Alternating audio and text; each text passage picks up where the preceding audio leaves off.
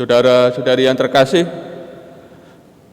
dalam bacaan Injil dikisahkan Tuhan Yesus ditolak di rumah ibadat di Nazaret oleh bangsanya sendiri. Bacaan Injil Lukas minggu biasa keempat ini lanjutan dari minggu yang lain. Sebagaimana dikatakan oleh Lukas, pada hari ini digenapilah nas kitab suci. Hari ini bagi Lukas tidak lain daripada zaman akhir telah tiba, yaitu zaman keselamatan. Sebagaimana minggu yang lalu Lukas mengutip Yesaya bab 61 ayat 2 sampai bab 1 sampai ayat 1 sampai 2 yang sebenarnya bukan nubuat, namun kata penghiburan bagi Sion yang setelah pulang dari pembuangan, masa pembuangan. Namun bagi Lukas dibacanya sebagai nubuat yang dipenuhi dengan kedatangan Tuhan Yesus yang diurapi oleh Roh dan menyatakan pembebasan bagi orang miskin dan tertindas.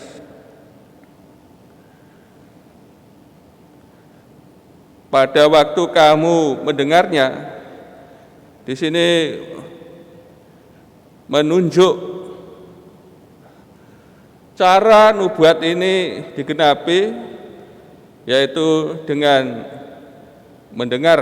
mendengarkan dan menerima kata-kata Tuhan Yesus dengan iman. Saudara-saudari yang terkasih, tanggapan orang-orang di rumah ibadat di Nazaret yang pertama positif. Semua orang membenarkan dia. Mereka heran, bukan dalam arti ragu-ragu, namun takjub dan terpesona akan kata-kata indah yang diucapkan oleh Tuhan Yesus. Tuhan Yesus mengucapkan secara terbuka dan juga isinya berkat. Dengan segera muncul klaim dari mereka bahwa Yesus adalah orangnya, keturunan Yusuf. Mereka tidak tahu apa yang telah dinyatakan oleh malaikat Tuhan dan juga petunjuk dari langit yang telah memperkenalkan diri bahwa Tuhan Yesus adalah anak Allah. Bagi mereka Yesus adalah putra Daud. Di sini muncul memiliki dari orang-orang di tempatnya, Yesus putra Daud, putra Yusuf, orangnya sendiri. Saudara-saudari yang terkasih, harapan orang Nazaret yang tersirat dalam memiliki diungkapkan oleh Tuhan Yesus sendiri dalam peribahasa dan juga dijawab oleh Tuhan Yesus sendiri dengan peribahasa yang lain yang kontroversi. Hai tabib, sembuhkanlah dirimu sendiri. Lakukanlah di sini, di tempat asalmu ini, segala yang kami dengar telah terjadi di Kapernaum. Tabib tentu untuk orang lain. Dan Tuhan Yesus mengungkapkan harapan orang banyak tentang dirinya, supaya Tuhan Yesus melakukan di tempat asalnya sebagaimana mujizat penyembuhan yang telah dilakukan di tempat lain, di Kapernaum.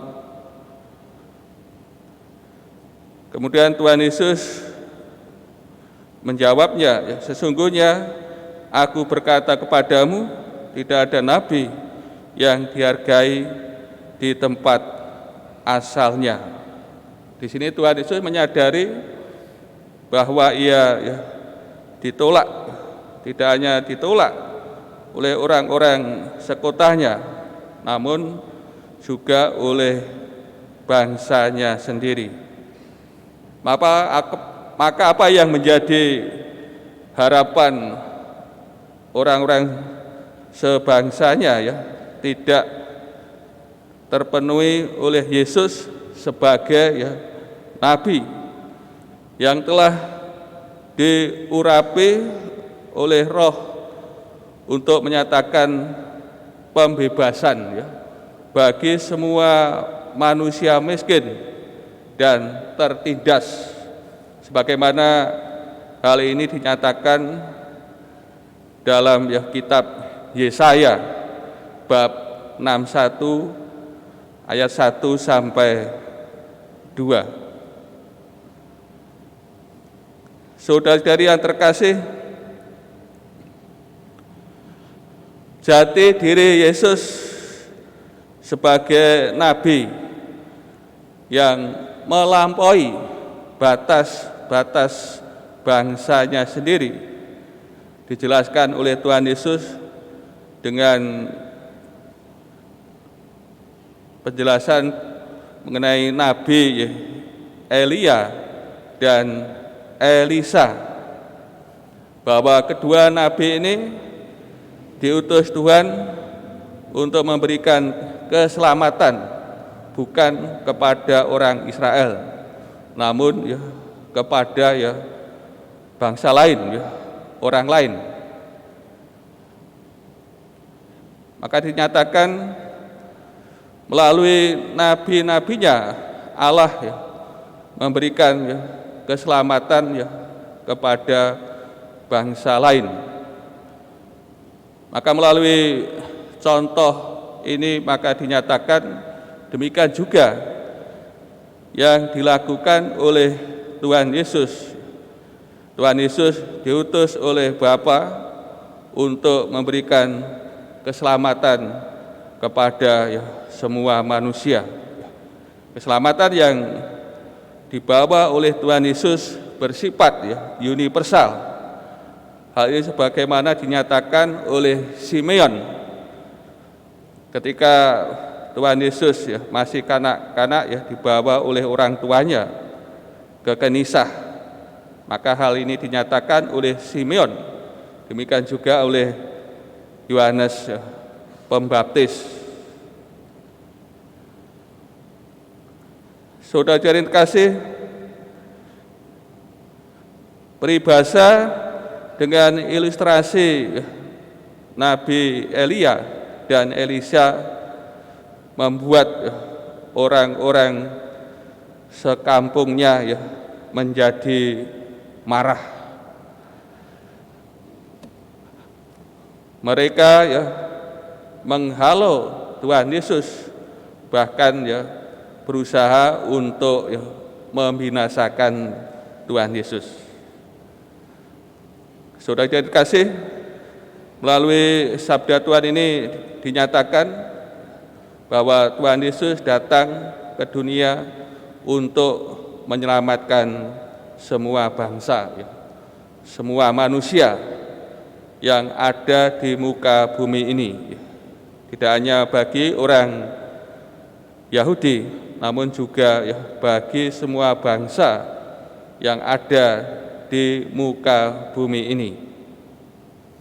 Maka kita pun berkat Tuhan Yesus yang dulu tidak diperhitungkan, berkat Tuhan Yesus kita pun menerima keselamatan, menerima anugerah keselamatan.